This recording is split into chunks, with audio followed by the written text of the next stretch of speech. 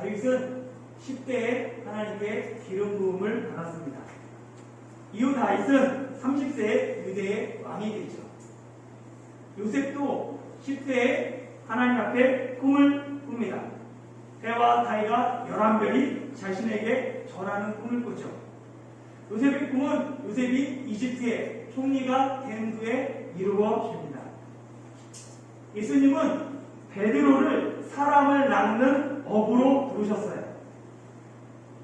그러나 이 복음서에 기록된 베드로의 모습은 사람을 낚는 어부의 모습이 아닙니다. 베드로가 사람을 낚는 어부로 쓰임받은 것은 사도행전에서예요. 하나님의 말씀은 이루어져요. 그런데 때가 되어야지 이루어집니다. 아브라함이 아들을 낳을 것이란 낳은 이 사건도 보면 하나님의 말씀이 때가 되니까 이루어졌다라고 말해요.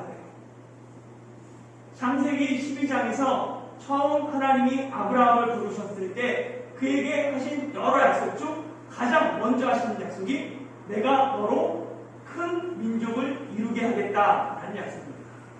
내가 너로 자녀를 주겠다라는 그 약속이 첫 번째 약속이었어요. 이후 하나님은 아브라함이 믿음이 약해지거나 또는 아브라함이 하나님의 약속을 의심할 때마다 자녀를 약속하십니다. 창세기 15장에서 하나님은 하늘의 물결처럼 셀 수 없이 많은 자녀를 네게 주겠다라고 약속하세요.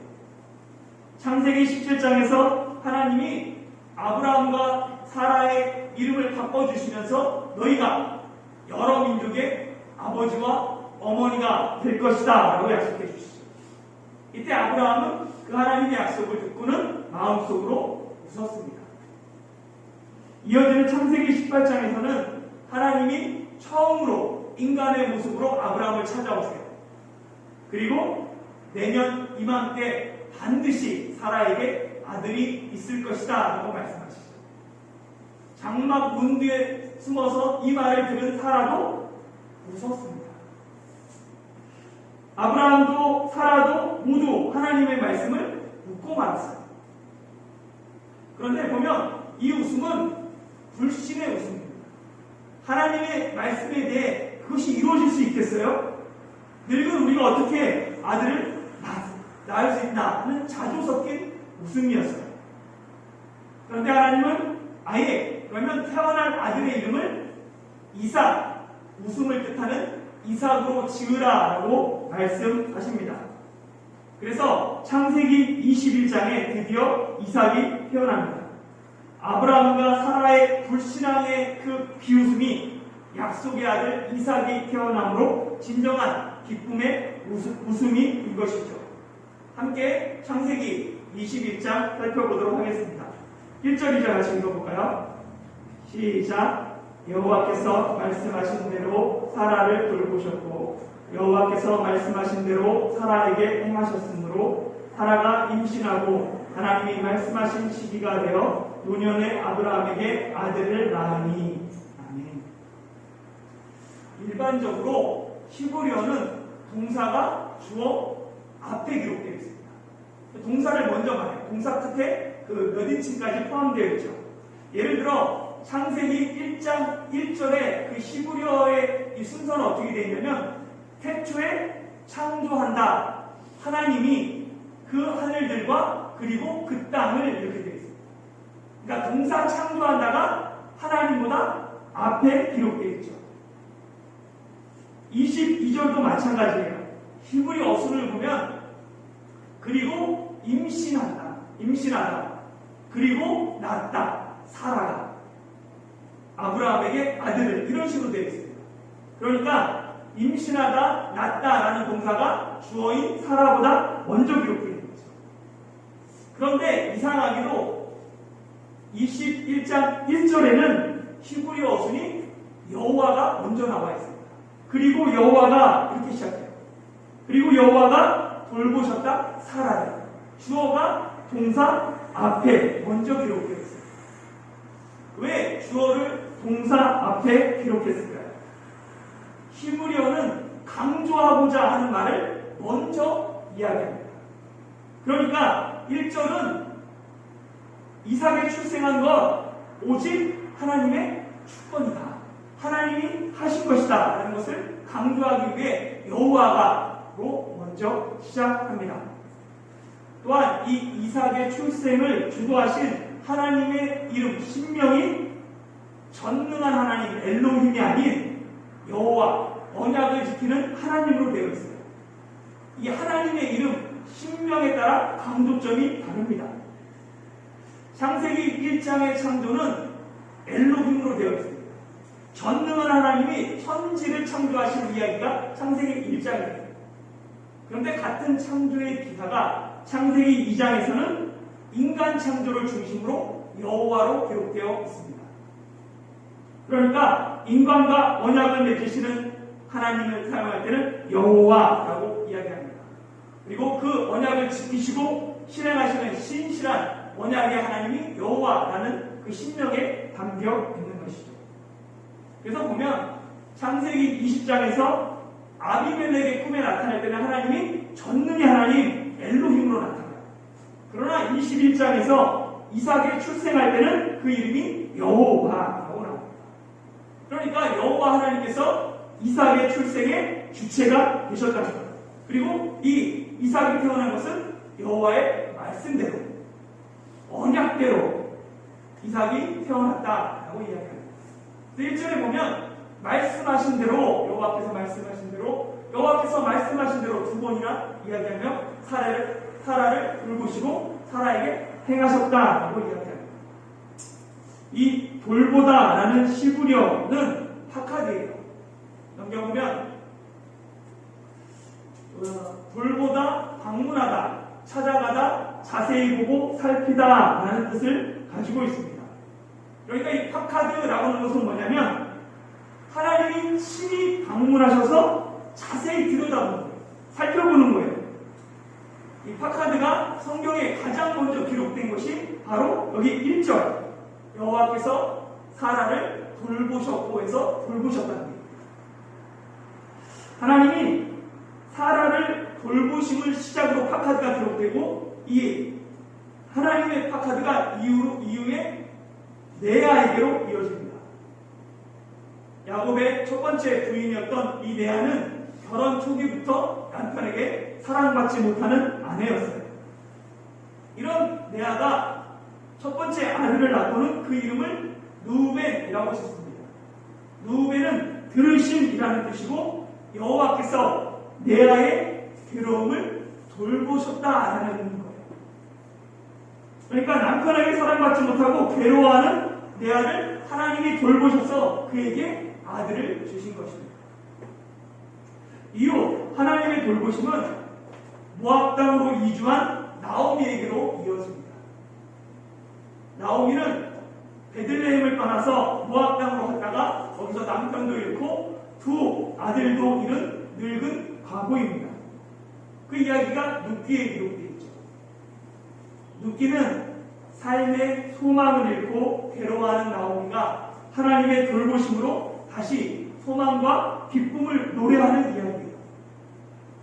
나오미가 인생의 벼랑 끝에서 소망의 자리로 다시 돌아올 수 있었던 그 시작이 뭐냐면 여호와께서 자기 백성을 돌아보셨다라는 그 소문을 듣고 나오미가 고향으로 돌아가고자 합니다. 그러니까 하나님의 돌보심이 나오미에게 한 줄의 소망이 되었던 것입니다. 나오미 이후에도 하나님의 돌보심은 임신하지 못하여 적수 분인나에게 괴롭힘을 당하는 한나에게 나타납니다. 여호와의 전에서 근심과 고통 속에 기도하는 한나를 여호와께서 돌보셨습니다. 그로 인해 한나는 임신하여 아들 사무엘을 낳죠. 그리고 여호와의 돌보심이 한나와 함께함으로 말미암아 한나는 사무엘 외에도 세 아들과 두 딸을 더 낳습니다. 그리고 결정적으로 이 하나님의 돌보심이 신약에 이르러서 비천한 여종 마리아에게 나타나요. 마리아에게서 누가 태어납니까? 예수님이 태어납니다. 사라로부터 시작된 하나님의 돌보심이 소망 없고 비참함과 천대 속에 살아가는 여인들을 통해 누가복음에서 마리아에게 이어지는 거예요. 성경은 사라부터 시작된 하나님의 돌보심이 마리아에게로 이어지는 대서사시입니다. 비참한 여인들을 돌보신 하나님의 파카드가 이스라엘의 자손에게 확대된 것이 구약성경이고 예수 믿는 자들에게 확대된 것이 신약성경입니다. 창세기가 어떻게 끝나는지 아십니까? 창세기는 요셉의 유언과 죽음으로 끝나요. 요셉이 마지막에 유언을 어떻게 하냐면 하나님이 반드시 너희들을 약속했다. 아브라함과 이삭과 야곱에게 약속하신 그 땅으로 돌아가게 할 것이다. 그때 내 해골도 메고 가라 라고 유언하면서 창세기를 마칩니다. 하나님이 반드시 이스라엘 자손을 돌볼 것이다 라는 것이 창세기의 결론입니다. 이어지는 출애굽기도 마찬가지입니다.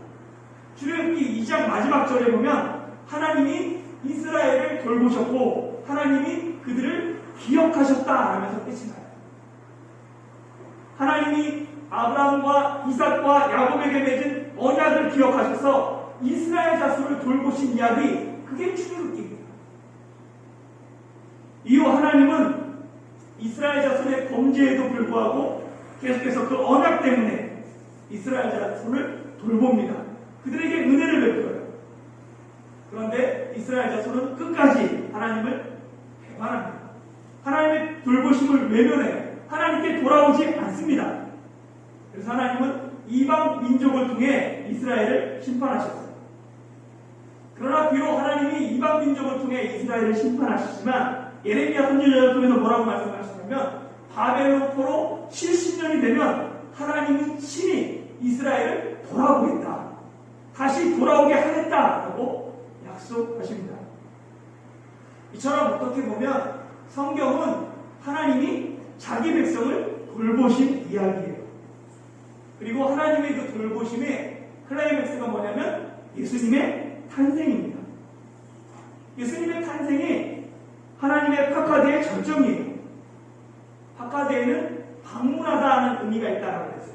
방문해서 살펴보는 거예요. 하나님이 친히 자기 백성을 구원하기 위해 성자의 모습으로 이 땅에 방문한 것, 그것이 예수님의 탄생입니다. 예수님의 첫 번째 오심, 초림은 구원을 위한 것이었어요. 그러나 예수님의 다시 오심, 재림은 구원만 위한 방문이 아닙니다. 예수님의 재림은 믿는 자들에게는 구원을 완성하기 위한 방문이지만 믿지 않는 자들에게는 심판하기 위한 방문입니다.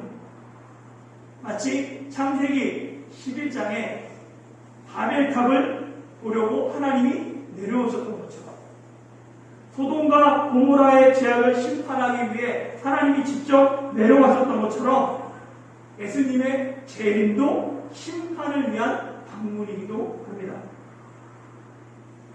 하나님의 방문이 나에게는 구원을 위한 방문입니까? 아니면 심판을 위한 방문입니까? 하나님의 파카드가 심판이 아닌 구원이 되길 소망합니다. 우리 모두에게 예수님의 재림은 심판이 아닌 은혜입니다. 혹시 예수님의 방문이 내게 은혜가 아니라 예수님이 방문하지 않는 것, 그것이 내게 은혜가 된다면 더 늦기 전에 회개하고 주님께 돌아가야 합니다. 내가 생각지도 못한 때에 주님께서 도적같이 오실 것입니다. 주님 다시 오시는 그날까지 우리가 깨어 있어야 합니다. 고린도전서 15장 58장 읽어볼까요? 시작. 그러므로 내 사랑하는 형제들아, 견실하며 흔들리지 말고 항상 주의 일에 더욱 힘쓰는 자들이 되라. 이는 너희 수고가 주 안에서 헛되지 않은 줄 알리라. 아멘. 우리의 수고가 결코 주 안에서 헛되지 않습니다. 2절을 보면 이삭이 언제 태어납니까? 이삭은 하나님이 말씀하신 시기가 되니까 태어났습니다. 예수님이 언제 태어나셨습니까? 갈라디아서 4장 4절에 보면 때가 참에 하나님이 그 아들을 보내셨다라고 기록합니다. 하나님의 때가 되니까 예수님이 이 땅에 오셨어요. 그러면 예수님이 언제 다시 오실까요? 마찬가지입니다. 하나님의 때가 차면 예수님께서 다시 이 땅에 오십니다. 하나님은 지금도 그 시간을 계산하고 계세요. 믿음은 하나님의 시간을 기다리는 것입니다.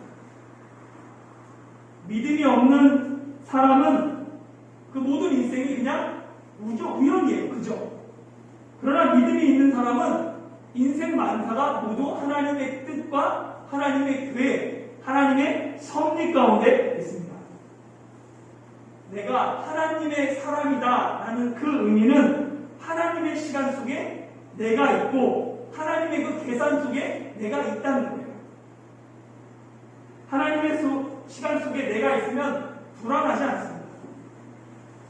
우리가 불안하고 조급한 이유가 하나님의 시계는 계산하지 않고 생각하지도 않고 내 시간만 바라보기 때문에 그래요. 내 시간만 계산하면 조급해질 수밖에 없습니다. 내가 정한 때가 아닌 하나님의 때를 기다리지 못하기 때문이죠. 하나님의 시간 속에 나를 맡겨야 합니다. 하나님의 시간에 나를 드리면 여유가 생기고 마음에 평안을 얻습니다. 하나님의 시간 속에 나를 드리는 것, 그것이 바로 믿음입니다. 여러분은 여호와께서 말씀하신 것을 반드시 이루시는 하나님이다라는 것을 믿습니다.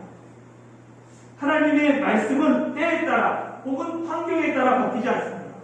오히려 하나님의 말씀은 환경을 변화시키죠.